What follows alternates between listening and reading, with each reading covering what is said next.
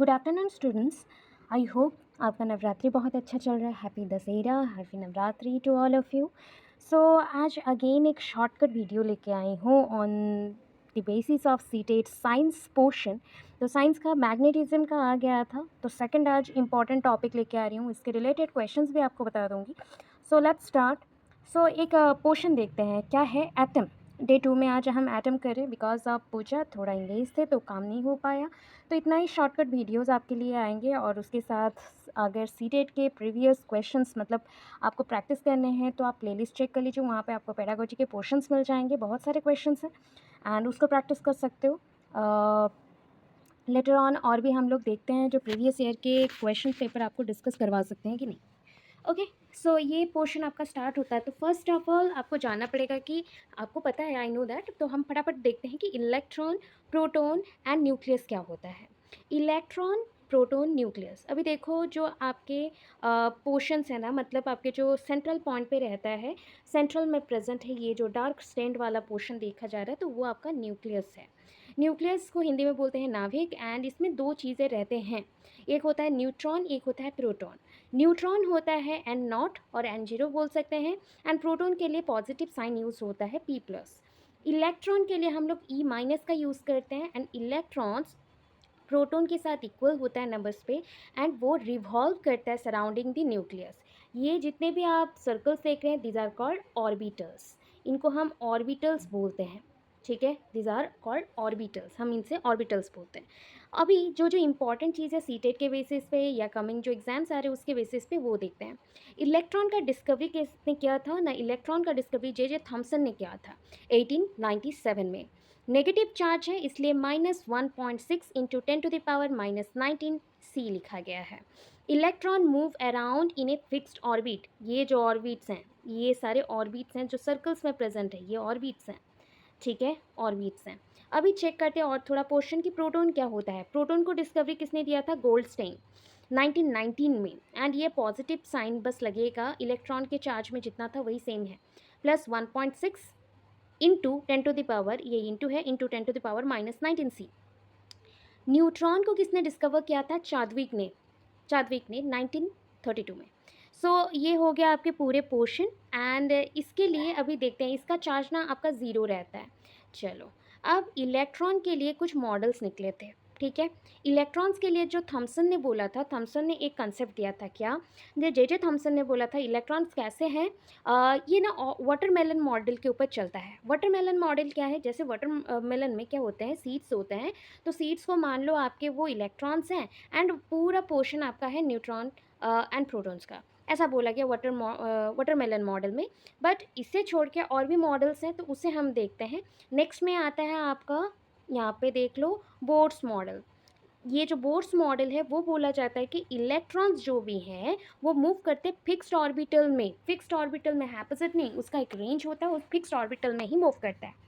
और इधर आपके थर्ड पॉइंट पे और एक मॉडल आया, रदरफोर्ड मॉडल। रदरफोर्ड मॉडल में बोला गया ये एक एक्सपेरिमेंटल प्रोसेस है। Space in maximum empty, space जितने भी स्पेस है ना यहाँ पे एम्प्टी होते हैं, एंड इन्होंने न्यूक्लियस को डिस्कवर किया था जिसके अंदर प्रोटॉन्स एंड न्यूट्रॉन्स होते हैं। चलो, बैकग्राउंड स्टोरी तो आपको पता चल गया। अभी वैलेंसी क्या है देखते हैं, क्योंकि हमें पूरा कंसेप्ट जानने का कोई नेसेसरी नहीं है। हम अगर ऐसे शॉर्टकट पढ़ते हैं तो बहुत सारी चीज़ों का आंसर दे सकेंगे, O state, OTET, CTET, HTET, MTET, जहाँ पे भी आप देना चाहते हो इस टाइप का क्वेश्चन ही आएगा। ये एनसीईआरटी का बेस है, और मैं पूरा बेस को लेके आपको प्रोवाइड कर रही हूँ। ऐसे ही बीच बीच में आपके लिए आते जाएगा, तो आप चेक कर सकते हो एंड शेयर कर देना सबके साथ, ताकि सबको ये शॉर्टकट वीडियोस मिले। इसके बाद हम क्वेश्चंस भी इसके रिलेटेड आपको बता देंगे जैसे ही पोर्शंस कंप्लीट होते हैं। जितना पॉसिबल होगा, टाइम मिलेगा, मैं आपको हेल्प करने के लिए रेडी हूँ। ये सारे फ्री ऑफ कास्ट क्लासेस हैं जो रिकॉर्डिंग्स के थ्रू हम आपको प्रोवाइड करते हैं। तो आपका काम इतना ही है जो उस सब पढ़े, और हो सके तो अच्छा लगे तो सबके साथ शेयर करें और सब्सक्राइब कर ले। तो ये आपके लिए है important. Valency as per class 9 NCERT, क्योंकि 6 to 10 के अंदर ही आपके क्वेश्चन आते हैं, तो वैलेंसी का क्वेश्चन मस्ट रहता है। सो एटॉमिक नंबर क्या है वो देखना है, मतलब आपको अगर पढ़ना ही है ना, तो एटॉमिक नंबर का सिंबल है जेड, रिमेंबर रखना। एटॉमिक मास नहीं बोल रही हूँ, एटॉमिक नंबर बोल रही हूँ, उसका सिंबल है जेड। और सबसे इंपॉर्टेंट चीज़, जो एलिमेंट्स है ना हमारे पीरियडिक टेबल में, फर्स्ट 1 to 20 जितने भी एलिमेंट्स हैं उसको रिमेंबर करना बहुत ही इंपॉर्टेंट है। जैसे कि पहला आपका एलिमेंट आता है हाइड्रोजन, हाइड्रोजन का सिंबल है H, उसका एटॉमिक नंबर है 1। सो मास नंबर भी कितना हो जाएगा, बिकॉज हाइड्रोजन के पास एक ही इलेक्ट्रॉन है तो मास नंबर है 1, प्रोटॉन भी 1, इलेक्ट्रॉन भी 1। अगर आपको बोला गया न्यूट्रॉन्स ढूंढो इसका, तो न्यूट्रॉन्स ढूंढने का फॉर्मूला है A minus Z. A minus Z, A क्या है, मास नंबर है। तो मास नंबर आपको कितना मिला था 1, जेड मतलब आपका एटॉमिक नंबर कितना मिला था 1। सो 1 माइनस 1 आपका वैलेंसी हो गया 0, मतलब वैलेंसी नहीं बोलूँगी, आपका नंबर ऑफ न्यूट्रॉन्स हो गए 0, सॉरी। वैलेंसी अभी कितना है ना, हमारे जो फार्मूलाज हैं ना उस अकॉर्डिंग, जो बोर्स मॉडल के फार्मूलाज हैं तो उसके हिसाब से हम देख लेते हैं, या फिर अबाव प्रिंसिपल बोल सकते हो, या फिर बहुत सारे प्रिंसिपल है जिसके थ्रू बोला गया, एक फार्मूला दिया गया है 2m² बोर्स मॉडल के अकॉर्डिंग 2m²। और आपके जो ऑर्बिटल्स होते हैं, ये जो सर्कल्स में रहते हैं, ये ऑर्बिटल्स को हम थोड़ा नेमिंग कर लेते हैं। पहला ऑर्बिटल के, दूसरा एल, एम और लास्ट एन होगा। या फिर हम अगर दूसरे नाम से देखते हैं तो एस, पी, डी, एफ। और हर एक ऑर्बिटल में आप काउंट करना नंबर ऑफ एलिमेंट्स कितने रहेंगे और नंबर ऑफ इलेक्ट्रॉन्स कितने रहेंगे, उसके लिए n equals to 1, 2, 3, 4 and so on. ठीक है, जितने ऑर्बिटल्स हैं। n का मतलब है नंबर ऑफ ऑर्बिटल्स, ये फर्स्ट ऑर्बिटल है मतलब s, सेकंड ऑर्बिटल के लिए p, थर्ड ऑर्बिटल के लिए d और फोर्थ ऑर्बिटल के लिए f। बट फॉर्मूला क्या चूज़ करेंगे, 2n²। तो 2n² के अकॉर्डिंग ऑर्बिटल्स में कितने कितने इलेक्ट्रॉन्स रहेंगे वो हम जान सकते हैं। उसी इलेक्ट्रॉन्स को अगर कम या ज़्यादा होता है, कौन सा डोनेट करेगा कौन सा एक्सेप्ट करेगा, उसे हम यहाँ पे पढ़ेंगे। फॉर्मूला के अकॉर्डिंग देखो, आपको पहला दिया गया n इक्वल्स टू अगर 1 है तो 2n² के फॉर्मूला के अकॉर्डिंग क्या हो जाएगा, 1 का स्क्वायर इंटू 2 मतलब 2। तो पहले ऑर्बिटल में s में कितने रहते हैं, दैट इज जितने भी s आएंगे वो हो गया आपका 2, मतलब पहले ऑर्बिटल में 2 ही रहेंगे। वैसे सेकंड में आपके रहते हैं कितना, 2 दूनी 4, that is n equals to 2, 2n² में डालो तो दैट इज़ द 8। वैसे 3 अगर डालते हैं तो 3 का square 2, that is 3 to the power, मतलब 2 स्क्वायर है, सो 3 इंटू 3 9, 9 इंटू 2 18। तो ऐसे सो ऑन रहते हैं। ठीक है, आपको समझ आ गया। हम ऑर्बिटल्स को अगर शेल्स बोलते हैं तो वो KLMN होगा। अब देखो आगे चलते हैं, तो यहाँ पे वैलेंसी में कितना जान पड़ा, बोलोगे मैम कैसे जाने वैलेंसी। देखो H के पास इलेक्ट्रॉन है एक, अगर s ऑर्बिटल में फिल होना ही है तो उसको नीड होगा और एक का, है ना, तो 2 होना चाहिए, अदरवाइज वो फुलफिल नहीं होगा। सो उस अकॉर्डिंग वैलेंसी प्लस माइनस, वो चाहे डोनेट कर सकता है या एक्सेप्ट, इसलिए प्लस माइनस 1 दिया गया है। ठीक है, सो बोर्स मॉडल के अकॉर्डिंग ये एक्सप्लेन किया गया है। अगर s ऑर्बिटल में 2 रहते हैं, मतलब ये समझ गए 2s1 इसका फॉर्मूला हुआ। अगर ये हीलियम, हाइड्रोजन हीलियम होता तो ये 2s2 होता, मतलब s ऑर्बिटल में 2 रहेंगे और 2s2 इसका फॉर्मूला है। चलो, बोर्स मॉडल के अकॉर्डिंग जब हम बात कर रहे हैं दो मतलब तो अरेंज हो गया। ये देखो सोडियम का मैंने दिखाया, suppose calculate the valence electron of sodium. Valence and valence electron में डिफरेंस है, वो भी बता देंगे। सोडियम का फॉर्मूला है 11। ठीक है, सो हम कितना डाल सकते हैं, देखो s ऑर्बिटल में s में 2, फिर s के बाद आता है p में कितने हो जाएंगे 8, एंड उसके बाद कितने रह गए 1। सो ये 1 क्या कर सकता है, लॉस करवा सकता है, बिकॉज 7 तो नहीं मिलेगा ना, 7 इलेक्ट्रॉन्स मिलना मुश्किल हो जाएगा। अगर 1 या 2 रहेगा, 1 2 3 4, 4 तक आप दे सकते हो प्रॉपरली, 4 5 तक भी दे सकते हो, बट 7 इलेक्ट्रॉन हम किसी को डोनेट नहीं कर सकते, इसलिए जो कम रहता है वो लॉस होता है। ठीक है, लॉस होने के बाद सोडियम इसलिए प्लस साइन में आता है, गेन करने से माइनस साइन में आएगा। ठीक है, सो यहाँ पे बोला गया लास्ट हाफ एम्प्टी, देखो लास्ट में ये क्या हो गया, हाफ एम्प्टी है। और एक चीज़ नोटिस करोगे, देखो 2 मतलब हम ऐसे अरेंज करें तो ये तो फुल हो गया बॉक्स। यहाँ पे अगर अरेंज करेंगे तो ये 8 का कैसे लिखते हैं, 1s2 2s2। अच्छा, मैंने एक चीज़ रॉन्ग बोल दिया गलती से, वो है ये जो आपके हाइड्रोजन के पास है वो 1s1 है। अगर लिथियम हीलियम हो गया तो 1s2 आएगा, 1s1 1s2 2s2 2p6 3s2 3p6 4s2, ऐसे करके आपका 3d10 आपका ऐसा आता है। तो उस अरेंजमेंट के अकॉर्डिंग ये हमारा हाइड्रोजन 1s2 है, हीलियम आपका 1s1 है, हाइड्रोजन 1s2 है आपका हीलियम। गलती से मेरा बाय मिस्टेक हो गया था, सो सॉरी। चलो आगे, मैंने रॉन्गली यहाँ पे ऑर्बिटल पकड़ लिया था ना, तो वो 2 याद आ गया, 2 रिमेंबर हो गया। तो फर्स्ट ऑर्बिटल के लिए 1 ही यूज़ होगा, 1s1 1s2 ऐसा यूज़ होगा। अब चलो आगे, तो हमने क्या जाना, जो सेल मतलब जो सेल में, ये कौन सा सेल है देखो, पहला ये एस है, फिर पी आया, फिर डी आया। तो ऐसे में देखा जाए तो लास्ट सेल जो है उसमें एक ही इलेक्ट्रॉन बचा है, तो उस सेल को हम बोल सकते हैं वैलेंस सेल। और जो इलेक्ट्रॉन लॉस होगा और जितने इलेक्ट्रॉन्स चाहिए उसके अकॉर्डिंग ही वैलेंसी काउंट होते हैं। तो उस हिसाब से ये कितना लॉस करेगा, 1। चलो, सो हम एक क्लोरीन का एग्जाम्पल से देखते हैं, बिकॉज ये एग्जाम्पल पूछा जाता है। क्लोरीन का है एटॉमिक नंबर 17। तो उसके अकॉर्डिंग अरेंज करें तो फॉर्मूला के अकॉर्डिंग एस ऑर्बिटल में रहेगा 2, पी ऑर्बिटल में रहेंगे 8, फिर आता है S P D. D orbital में ऐसे में रहते हैं कितना, 10। अगर सॉरी 10 बोला गया, एस ऑर्बिटल, पी ऑर्बिटल में एस पी डी, डी है ना, तो डी ऑर्बिटल में रहता है 2 8 8। ये आपका ऑक्टेट रूल को फॉलो करता है। सो टोटल कितना हो गया, 18 इलेक्ट्रॉन रहता है, तो डी ऑर्बिटल में आपके 18 इलेक्ट्रॉन होते हैं। बट यहाँ पे हम चेक करते हैं, यहाँ पे हमें ऑक्टेट रूल बनाने के लिए डी ऑर्बिटल बोला गया, तो ऑक्टेट रूल बनाने के लिए हमें क्या चाहिए, एस पी डी। तो डी के अकॉर्डिंग तो 18 होना चाहिए टोटल। बट हम चेक करते हैं कि ऑक्टेट रूल बनाने के लिए 2 8 8 के लिए क्लोरीन को कितना चाहिए। क्या ये पहला ऑर्बिटल का सेटिस्फाई हो गया, यस। सेकंड ऑर्बिटल भी सेटिस्फाई हो गया, 8 रहना था, यस। बट लास्ट ऑर्बिटल में ऑक्टेट रूल के अकॉर्डिंग 8 होना था, ताकि वो स्टेबल हो सके। और स्टेबल के अकॉर्डिंग उसके पास क्या नहीं है, एक इलेक्ट्रॉन कम है, तो वो 8 इलेक्ट्रॉन बनने का, एक इलेक्ट्रॉन ऐड होने से।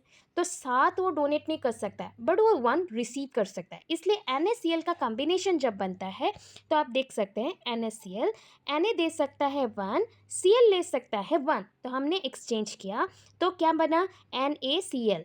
ठीक है, ये हो गया आपका NaCl का electron.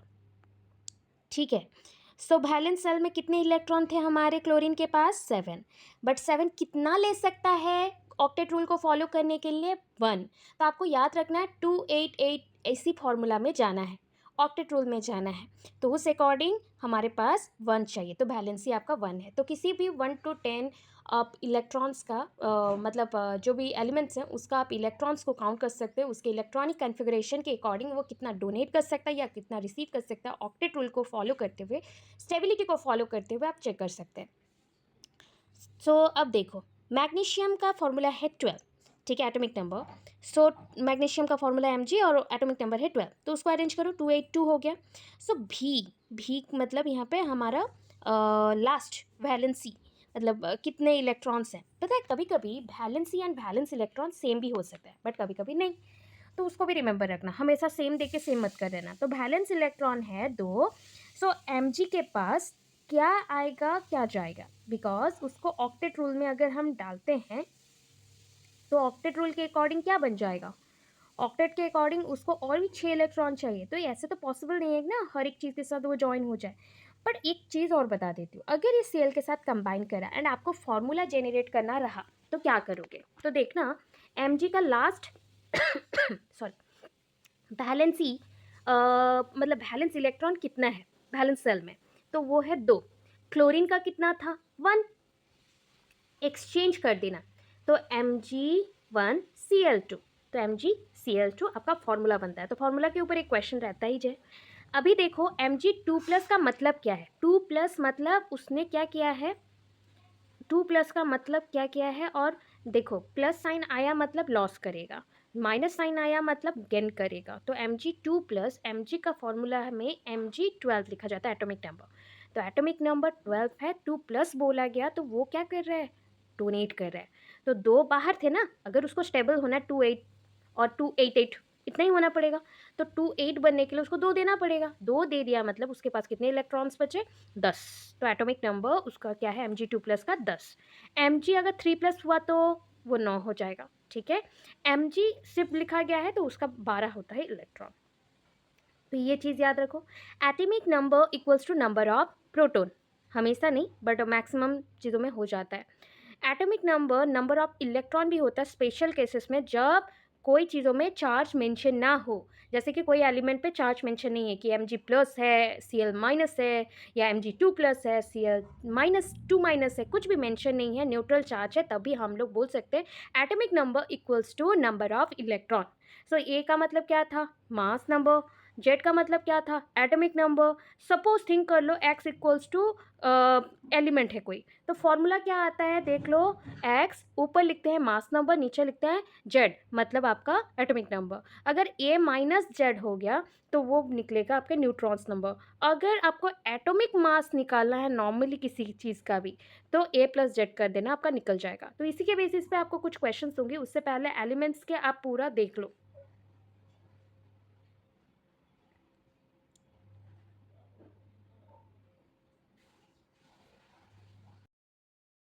So remember it, the atomic number of first 20 elements in chemistry, just like that. देखो फ्रेज बता रही हूँ, नंबरिंग पहले कर लेना अगर रिमेंबर आपको नहीं रहता है, बहुत हार्ड लगता है, स्पेशली 1 to 20 करना है। ओटेट सीटेट सारे एग्जाम्स में आते हैं, साइंस बच्चों के लिए बहुत ही बेनिफिशियल है, +2 बच्चों के लिए भी बहुत इंपॉर्टेंट है। इस पार्ट को आप चेक कर सकते हैं। देखो, hi hello listen baby, see news of OF, New Zealand, Nagaland, Meghalaya, all senior public school closed around Kargil curfew area. Okay. Hi, hello, listen, baby. See news of New Zealand, Nagaland, Meghalaya. All senior public school closed around Kargil curfew area. Okay. That is high. That is a hydrogen. Okay. Hydrogen. हम यहाँ पे symbol से ही start करते हैं, लिखने में time जाएगा। Hydrogen. Hello, that is the He, helium. Listen, lithium. B में आया आपका बेरिलियम, ठीक है, बोरोन। सी में आपका आता है कार्बन, एन में आता है नाइट्रोजन, ओ में ऑक्सीजन, एफ में fluorine, Ne, that is New Zealand में हमने मार्क किया है Ne, नियन। Nagaland Na, sodium. Meghalaya Mg, magnesium. Al, aluminium. Senior mention है आपका silicon, okay, Si, P for phosphorus, S for sulphur, that is Cl, that is आपका chlorine, Ar, argon, K for potassium, Kargil, and Ca, that is calcium. इतना आपका mention हो गया, ठीक है। आप यहाँ पे फटाफट लिख सकते हो, मैंने आपको दिखाने के लिए फटाफट किया है। इलेक्ट्रॉनिक कॉन्फ़िगरेशन अगर रिमेंबर नहीं रहता है तो ऐसा आप सीक्वेंस में इस लाइन को याद रख के कर सकते हो, ठीक है। फर्स्ट 20 एलिमेंट्स का कर लो, फिर उसके बाद नेक्स्ट का हम चेक करेंगे। सो हीलियम का हम जानते हैं, तो 1 यहाँ पे मेंशन है एटॉमिक नंबर, तो उसके अकॉर्डिंग इलेक्ट्रॉनिक कॉन्फ़िगरेशन में आपका अरेंजमेंट होता है क्या, पहले ही आपको बताया गया है, सिखाया गया है, दैट इज़ 2। अगर आपका n इक्वल्स टू 1 है तो 2 होगा, अगर n इक्वल्स टू 2 है तो 8 आता है, ठीक है, वैल्यू 8 आता है। एंड अगर n इक्वल्स टू 3 है तो वो वैल्यू आपका 288 आएगा। मतलब ये ऑक्टेट रूल को फॉलो करता है और ये स्टेबल कैटेगरीज में जाते हैं। कैसे जाता है देखो, अगर 3 होगा तो 18 होता है, उसको हम अरेंज ऐसे करते हैं, 28 को रहता है सर, तो H के लिए तो 1 ही है, तो हम यहाँ पे 1 मेंशन करेंगे, तो दैट इज़ 1। हीलियम कितना है 2, तो ऑलमोस्ट यहाँ पे 2 रह जाएगा, तो एक सेल में 2 रहेगा, तो ये 2। लिथियम कितना है 3, तो आपको पता चल गया 2 एक है, एक हो गया, 1 बच गया। बैलेंस उसके बाद काउंट करोगे, बैलेंस कैसे होता है पहले ये सीख लो। बेरिलियम आ रहा है, बेरिलियम आपका 4 है, तो इस अकॉर्डिंग हमारे पास 2 एंड 2 आ गया। बोरन में 5, सो ये आपका 2 एंड 3। सो कार्बन में आ गया 2 एंड 4। सोडियम, सोडियम बोल रही हूँ, नाइट्रोजन दैट इज़ 2 एंड 5। ऐसा arrangement, oxygen 2 and 6, fluorine 2 and 7, up to ये नियन तक ऐसे ही चला, ये स्टेबल कंडीशन आ गया 2 एंड 8। अभी देखो हम आ गए सोडियम में, तो दैट इज़ 2 8 1, यहाँ से स्टार्ट हो रहा है, ऐसा हो गया कन्फिगरेशन। मतलब देखो S P D ऐसा आएगा, अगर K पकड़ रहे हो तो KLMN ऐसा जाएगा, तो ऐसा 1 सेल से हम 2 सेल में आए, 2 सेल से हम ऐसे जा रहे हैं, मूव कर रहे हैं। सो मैग्नीशियम का देखना है अभी, magnesium that is 2 8 2, because magnesium is 12। then aluminium में आ गए 283, silicon 284, phosphorus that is 285, then sulfur 286, then chlorine 287, next आपका AR आ गया, so 28 8। देखो फिर से स्टेबल कंडीशन ऑक्टेट रूल में आ गया। सो उसके बाद आपके पास क्या जाएगा? अब बोलोगे मैम इसके ऊपर क्या जा सकते हैं, तो फिर से हमें चेंज करना पड़ेगा। वाइज लास्ट 2 में आपका 2 8 8 1, ठीक है। तो यहाँ पे देखो आपका SPDF सब आ रहा है, मेंशन होते गया। Then last 2 8 8 2, that's one. So हमारा ऐसा अरेंजमेंट है, ठीक है। हम नाम लिख सकते हैं, फिर से मैं बता दे रही हूँ, hydrogen, helium, lithium, beryllium, boron, carbon, that is news में एन को हमने हाईलाइट किया है, तो nitrogen, oxygen, fluorine, neon. Then आपका नागालैंड मेंशन है, that is N A mean sodium. Meghalaya के लिए हमने लिया था क्या? Magnesium, all, aluminium, then senior silicon, public P phosphorus, L sulfur, Cl that is closed, Cl में आपका क्लोरीन, A for AR आर्गन है। आपका कारगिल के लिए K मेंशन है, K में कुछ नहीं है एलिमेंट, तो एलिमेंट को हम जानते हैं कि लिखा गया था आपका पोटेशियम, तो पोटेशियम। एंड Ca में आपका calcium. Curfew area, so hi hello listen baby, see news of New Zealand, Nagaland, Meghalaya, all senior public school close around Kargil curfew area. So first 20 elements का मैंने इतना इन्फॉर्मेशन दिया, होपफुली आपको अच्छा लगा होगा, ठीक है। और कुछ पोर्शन है इस चैप्टर के, उसको भी हम कंटिन्यू करते हैं। चलो आपके लिए एक क्वेश्चन है, उसी फॉर्मूला के लेके कर देंगे हम। एन आयन X+3 है, is obtain from an element, एक एलिमेंट का नाम है X और उसके आयनिक फॉर्म में चार्जेस के साथ है X+3। Given the atomic mass दिया गया है 27, ठीक है। एटॉमिक नंबर दिया गया है 13। The number of proton, electron, neutron ये ढूंढना है X+3 में, मतलब टू द पावर में चार्जेस के साथ है +3। तो आप सोचो X का वैल्यू कितना होगा कि वो उसका प्रोटॉन, न्यूट्रॉन एंड इलेक्ट्रॉन निकाल पाओ, ठीक है।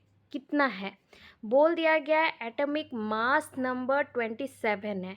अभी आपको मैंने सिखाया था कि ये आपका ऐसा है, तो आपको बताया गया ये, ठीक है। A+Z कितना है हमारे पास? 27, ठीक है।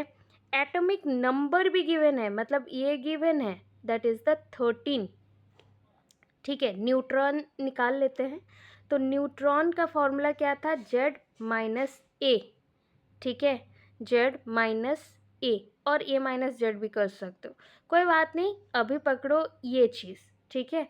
अगर कंफ्यूज हो रहे हो तो यहाँ से निकाल रहे कि 27 - 13 कर दो।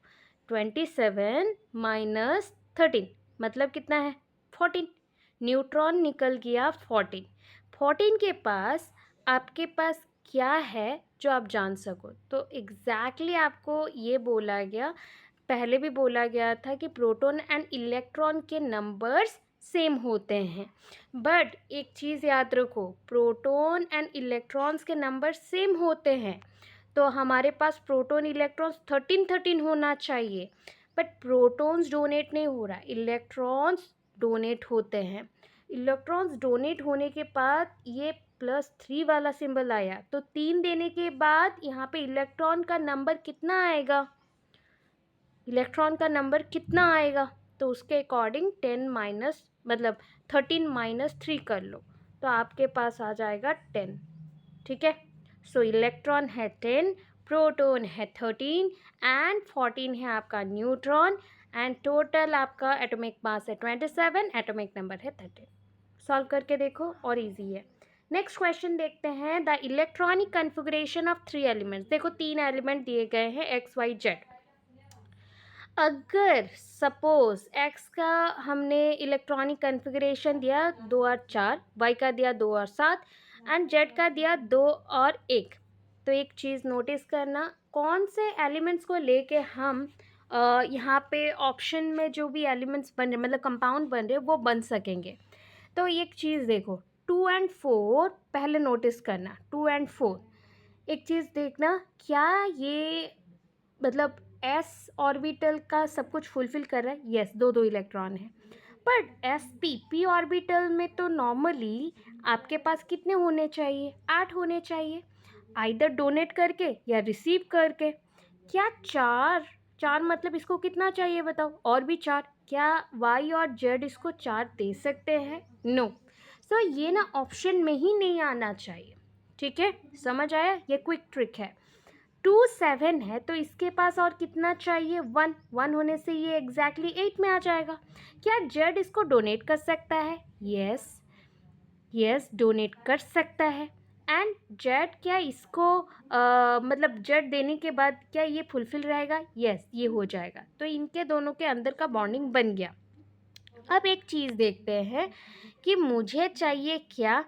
अगर मैं फॉर्मूला के अकॉर्डिंग ना डाल के अलग हिसाब से डालूं तो y के पास देखो, y के पास कितने हैं? अगर मैं बोलूँ एक चाहिए ना, तो वैलेंसी कितना बन गया? वैलेंसी आपके बन गए 1 y के लिए।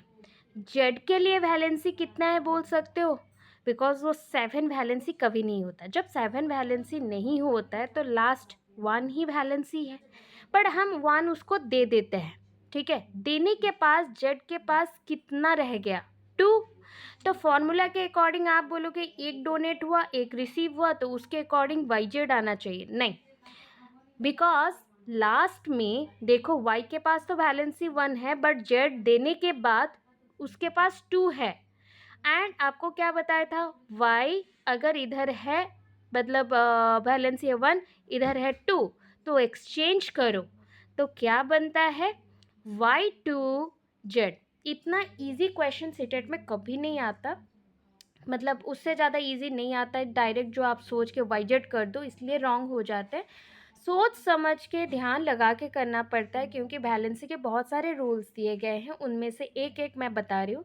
जब 7 नहीं बन रहे हैं, फॉर्मूला नहीं बन रहा है, ऑप्शन नहीं बन रहा, तो उस फॉर्मूला को बनाने के लिए हमें इस ट्रिक का यूज़ करना पड़ता है। एक का वैलेंसी, दूसरे का जितना इलेक्ट्रॉन्स प्रेजेंट है उसे एक्सचेंज करोगे, क्रॉस मल्टीप्लाई करने से हमें मिल जाएगा हमारा formula, that is the y2z, ठीक है। तो ये आपके लिए हो गया। बाकी तो एक्स ऑप्शन में ही नहीं आ रहा है, ठीक है, ये है क्लियर। चलो लास्ट क्वेश्चन है। The atomic number of A is 13। Atomic number है, एक एलिमेंट है उसका 13 है। अनदर एटॉमिक नंबर बी के लिए है 7। The chemical formula of the compound form from the A and B, दोनों के अंदर कैसे फॉर्म्ड होंगे देखो। अरे एक एटॉमिक नंबर है 13 का मतलब हम इसको अरेंज कर सकते हैं। ए के लिए इलेक्ट्रॉनिक कन्फिग्रेशन लिखो, अरेंज 2, फिर आता है 8, फिर कितना हो गया 3, ठीक है। बी का लिखते हैं, दैट इज़ 2 एंड 5। बी के पास कितना रिसीव होगा बताओ? बी के पास कितना रिसीव होगा? वो 8 बनेगा। डोनेट कर सकता है, मतलब रिसीव कर सकता है, ये डोनेट कर सकता है, ठीक है। बिकॉज कहीं से 5 इलेक्ट्रॉन नहीं आएंगे इसके पास, रिमेंबर रखना। 5 इलेक्ट्रॉन बहुत मैक्सिमम हो जाता है, उतना हम दे नहीं सकते। तो इसलिए हमें अगर ऑक्टेट में डालना है तो हमें ये डोनेट करना पड़ेगा। तो अगर ये डोनेट हो रहा है तो इसके पास क्या आ जाएगा?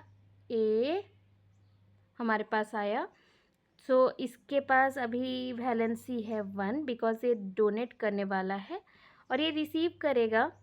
सो रिसीव करने से इसका वैलेंसी हो जाएगा वी का, मतलब 3 रिसीव कर रहा है। सो हमारा फॉर्मूला है A3B फॉर्मूला बना, ठीक है।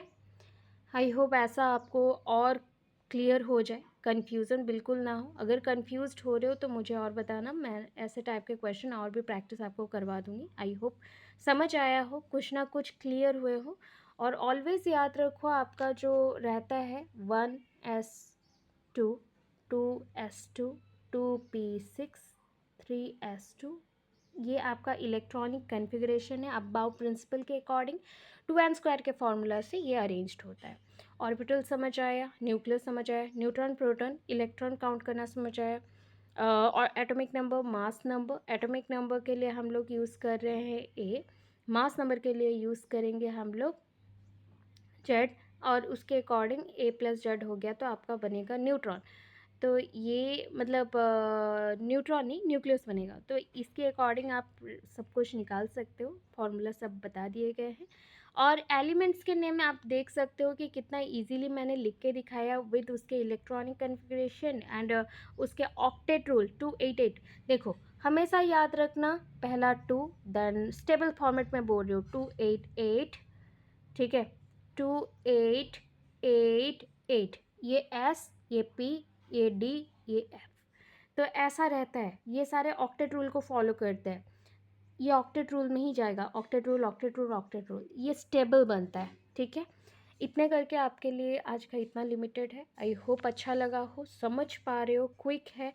अगर क्लियर आ रहा है तो मुझे बोलना, मैं और भी लेके आऊँगी, बीच बीच में 1-2 दिन छोड़ छोड़ के आ जाएगा, ताकि आपके कंसेप्ट क्लियर हो जाए बस साइंस के पार्ट का। इस बार इतना ज़्यादा टाइम नहीं हुआ, तो प्रीवियस का जितने भी नोट्स मैंने पेड क्लासेस में छोड़े थे, पेड बच्चे पढ़ सकते हो वहाँ से, और बाकी के पेडागॉजी के जितने भी क्वेश्चंस हैं आप देख सकते हो, उसके साथ मैं और भी क्वेश्चंस दे दूँगी। प्लस मैं आपको बोलना चाहती हूँ कि एनसीईआरटी को फॉलो करो ज़्यादा, आपका सारे ऑप्शंस क्लियर हो जाएंगे। कोई चीज़ों को परचेस करने से बेटर है कि आप एनसीईआरटी को फॉलो करके खुद से क्लियर करें, ताकि आप कमिंग जो हाई स्कूल टीचर कुछ भी है उसके लिए भी खुद का प्रिपरेशन कर सके प्रॉपरली। और मैं जो भी हो थोड़ा सा मतलब काम में इंगेज्ड हूँ, इसलिए आपको बहुत ज़्यादा हेल्प नहीं कर पा रही हूँ, ना ही पेड क्लासेस कर पा रही हूँ। अदरवाइज़ कमिंग जो समर वैकेशन का टाइम रहेगा वहाँ पे हम मई से ही पेड क्लासेस, अप्रैल मई से आपका पेड क्लासेस सीटेट वोटेट का स्टार्ट होगा। Thank you so much, have a nice day, happy Navratri, Radhe Radhe.